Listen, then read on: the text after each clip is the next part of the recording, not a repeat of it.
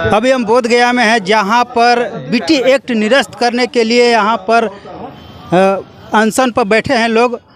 और इस अनशन में भीम आर्मी का क्या यहाँ पर रोल है, हम जानना चाहेंगे। हमारे साथ में गया जिला के भीम आर्मी के जिलाध्यक्ष सौरभ राज जी हैं, हम इनसे जानते हैं। सर, ये आंदोलन में आपका यानी भीम आर्मी का क्या भूमिका है?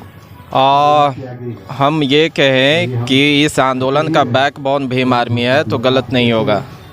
इस आंदोलन को मजबूती से आज जो ये टिकी हुई है और अपनी बातें रख पा रही है, तो इसमें भीम आर्मी की बहुत बड़ा योगदान है। ये आंदोलन जब शुरू हुआ तो इस आंदोलन को सबसे पहले किसी बड़ा नेता ने समर्थन दिया और संसद भवन में आवाज़ बनने का काम किया, तो भीम आर्मी के चीफ आज़ाद समाज पार्टी काशीराम के राष्ट्रीय अध्यक्ष नगीना सांसद भाई चंद्रशेखर आज़ाद जी बनने का काम किए। इस आंदोलन में सबसे पहले कोई राष्ट्रीय लेवल का लीडर आने का काम किया, तो भीम आर्मी के राष्ट्रीय अध्यक्ष भाई विनय रतन सिंह आकर के यहाँ पे बैठ कर के समर्थन देने का काम किया। इस आंदोलन में लगातार मजबूती प्रदान करने का काम किया। या फिर वो 28 तारीख की रात में जब यहाँ से भंते जी लोगों को बल का प्रयोग करके इनको यहाँ से उठा करके फेंक दिया गया था, तब भी पुनः यहाँ पे जगह सुनिश्चित करवा करके जिलाधिकारी पे प्रेशर डाल करके इस आंदोलन को जमाने का काम किया, तो वो भीम आर्मी के लोगों ने किया। तो हमने पहले ही जैसे कहा कि इस आंदोलन का बैकबोन जो है वो भीम आर्मी है, तो गलत नहीं होगा। तो मतलब साथ आप कब तक रहेंगे? जब तक बीटीएमसी एक्ट 1949 को निरस्त नहीं कर दिया जाए, महाबोधि महाविहार को पुनः यहाँ के बौद्धिस्टों के हाथों में सौंप नहीं दिया जाए, और हम ये कहें महाबोधि महाविहार को मुक्त न कर दिया जाए, तब तक यहाँ पे हम जो है इस आंदोलन में बैठे रहेंगे। 5 तारीख के तैयारी को लेकर के प्रचार प्रसार हो रही है, और इसमें भीम आर्मी किस तरह से यहाँ पर अपना काम करेगी? देखो, अभी ऐसा है ना, भीम आर्मी के लोगों ने सिर्फ बैकबोन बनने का काम किया, अब चेहरा बनने का भी काम कर रहे हैं। क्योंकि हमने देखा पिछले 52 दिनों से लोग यहाँ पे धरना पे बैठे हुए हैं, हमारे जो धर्म के वाहक हैं वो, और इनकी बातों को सरकार गंभीरता से नहीं ले रही है।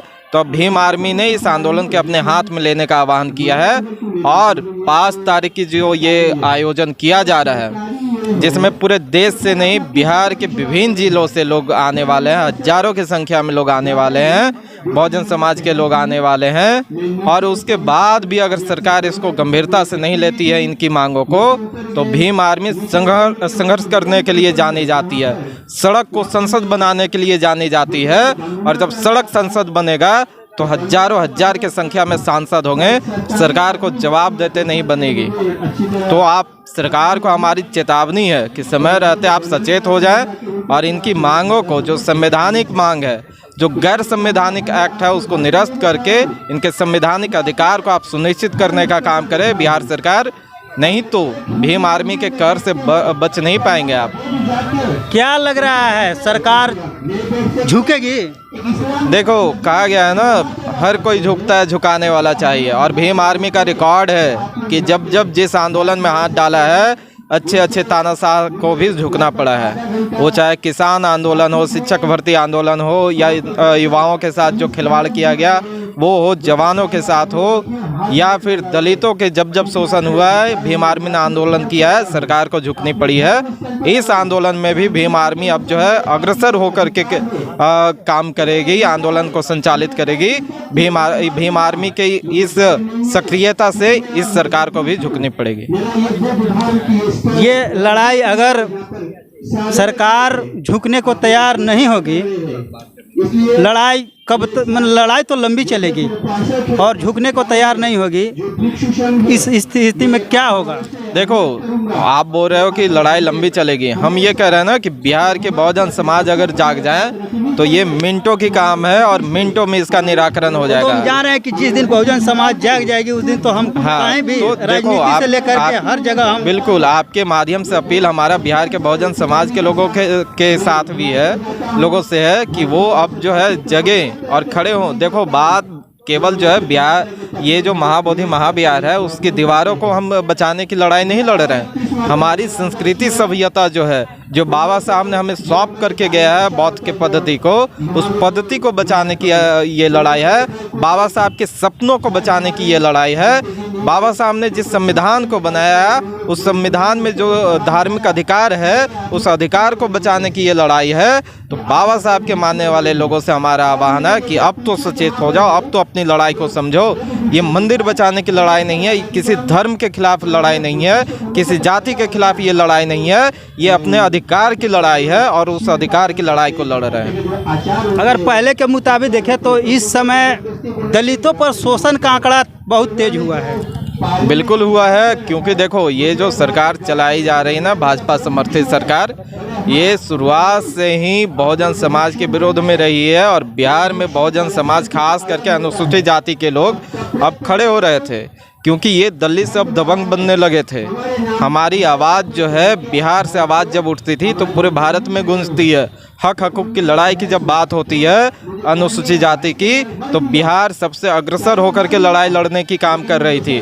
शायद ये बहुत बड़ी वजह है कि भाजपा समर्थन सरकार जब नीतीश कुमार चला रहे हैं, जो ये कहते थे कि यहाँ पे जो है सुशासन की सरकार है, ये महाजंगल राज की सरकार है। और यहाँ पे ये मुख्य वजह यही है कि दलित जो अब बोलना शुरू कर दिए थे, दलित से दबंग बन गए थे, ये इनको भा नहीं रहा है। इसीलिए जो लड़ने वाला दबंग लोग हैं उनकी चुन चुन करके और सुनिश्चित तरीके से अधिकारियों के, उस क्षेत्र के अधिकारियों के समर्थन से शायद उनकी हत्या की जा रही है, जिसका हम अब जो है जवाब देने के लिए हमारा समाज अब खड़ा हो रहा है और खड़ा हो गया है। सुनील तिवारी जी हैं, जो बोलते हैं भाजपा के विधायक हैं, जय भीम जो बोलता है वो क्रिमिनल है। हाँ, देखो क्या है, उनके लिए तो हम क्रिमिनल ही हैं। कहा ना, हमारे नेता ने भी कहा था कि हम रावण हैं और रावण ही रहेंगे। तो हम उस दिशा में न जाते हुए, अगर उन्हें ये लगता है कि अपने अधिकारों के लिए लड़ना, माँ बहन बेटियों के सम्मान के लिए लड़ना, अपने भाइयों के गर्दन बचाने के लिए लड़ना अगर क्रिमिनल होता है, तो हम क्रिमिनल हैं और सबसे बड़े क्रिमिनल हम हैं, जो नीले गमछे ओढ़ करके अपने माँ बहन बेटियों के सम्मान में हमेशा सड़क पे रहते हैं। अगर उनके नज़र में ये क्रिमिनल आती है तो हम क्रिमिनल हैं। तो भीम आर्मी इस समय देख रहे हैं कि इस बीटी एक्ट आंदोलन में कूद पड़ी है और साथ देने के लिए माने तन मन धन से यहाँ पर है। और भी हम बात करते हैं, हमारे बीच में प्रदेश सचिव जी हैं। सर, आपका नाम तो हम नहीं जानते हैं, अपना नाम बताएंगे? जी, मेरा नाम बली बौद्ध है जी। क्या कहेंगे यहाँ के मुद्दा को लेकर के? देखिए, ये तो जो मुद्दा है ये एक न्यायिक मुद्दा है। बौद्धों के साथ ये अन्याय है। पिछले 1.5 सालों से ये अन्याय होते आ रहा है। महाबोधि महाविहार ये बौद्धों का है, ये हम नहीं, ये जनरेशन बाई जनरेशन को एक बच्चा भी बोलेगा, क्योंकि ये बौद्धों की पहचान बुद्ध गया से है और बुद्ध को ज्ञान की प्राप्ति इसी बोध गया में हुआ था। अब रही बात कि हमारा जो भारत का संविधान वो ये कहता है कि भारत के संविधान में सभी धर्मों की अपनी अपनी प्रधानता है और भारत एक धर्मनिरपेक्ष देश है। हमारे देश में सभी धर्मों के लोग बड़ा खूबसूरती से रहते हैं, लेकिन जब किसी धर्म के खिलाफ कोई उसके साथ अन्याय करता है, शोषण करता है, तो भारत का संविधान का आर्टिकल 24, 25, 26 ये कहता है कि ये शोषण है। शोषण इस बात से है कि सभी धर्मों की जब समानता है, स्वतंत्रता और बंधुता है और सभी अपने अपने धर्म को अपने अपने तरीके से आगे लेके जा रहे हैं, तो मतलब नहीं बनता कि हम किसी धर्म में जाके हस्तक्षेप करें, जो कि बौद्धों के साथ हो रहा है। अब उसका इसके लिए तो बीटी एक्ट 49 बना है ना। मैं वही कहने जा रहा हूँ, वहीं पे मैं आ रहा हूँ। अब बीटी 949 जो है, बीटी एक्ट 49, भारत ये जो बीटीएमसी का अधिनियम 1949 का बना है।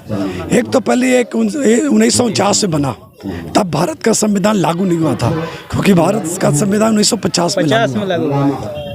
तो पहली बात यह है कि क्या स्थिति रही।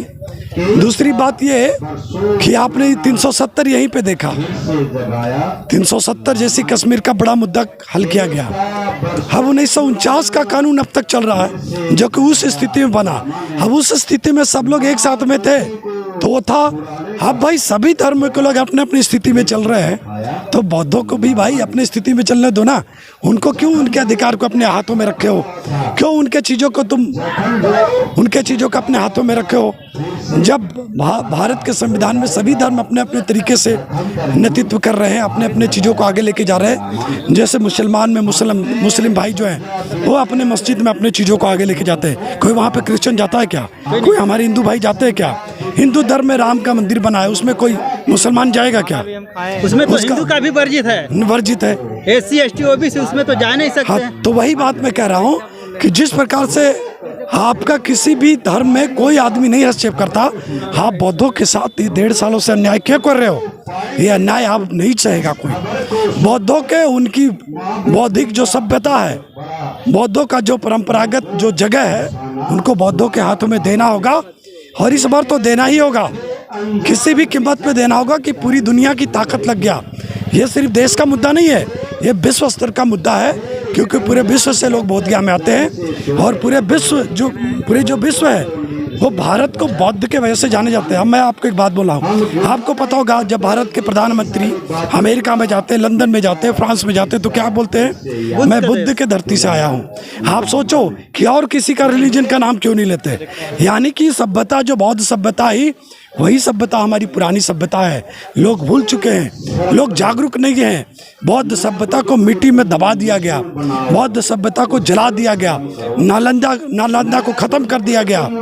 अगर महाबोधि महाविहार को भी सम्राट अशोक अगर उसको खरोच के बाहर नहीं लाते तो शायद इसको भी दबा दिया गया था।